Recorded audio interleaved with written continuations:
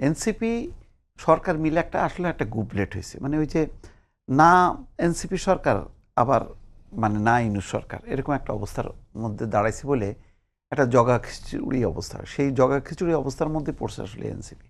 সেই কারণে সব দায় তাদের উপর দিয়ে যাচ্ছে। দেখেন সরকারের এতগুলো উপদেষ্টা, কিন্তু দুর্নীতি অনিয়মের যেই খবরগুলো মিডিয়াতে আসে সেগুলি কিন্তু সেই এনসিপির যারা মানে কি বলে পৃষ্ঠপোষকতা করেন সরকারের, যেই 2-3 জন ছিলেন তাদেরকে ঘিরেই কিন্তু হয়।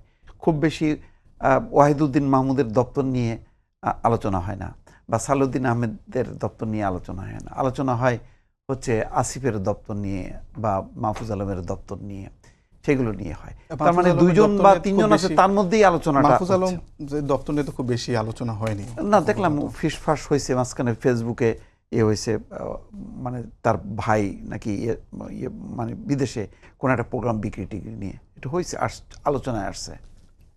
মানে এটা তো পরিষ্কার, মানে সেইটা আবার ব্যাখ্যাও দিছে মাহফুজ আলম, বলছে যে এটা জাস্ট ফোনে আলোচনা হয়েছে, কিন্তু এটা মানে ওই কাজ আমি দেইনি। তিনি স্পষ্ট করেছেন সম্ভবত, হ্যাঁ করছে, কিন্তু আলোচনাটা এটা তো যাই হোক, তার বিরুদ্ধে কোনো অর্থনৈতিক দুর্নীতির কেউ প্রমাণ দিতে পারবে না। কিন্তু এখানে দেখেন অনেকগুলো আছে কি বলে, তাদের নিয়ে হচ্ছে না।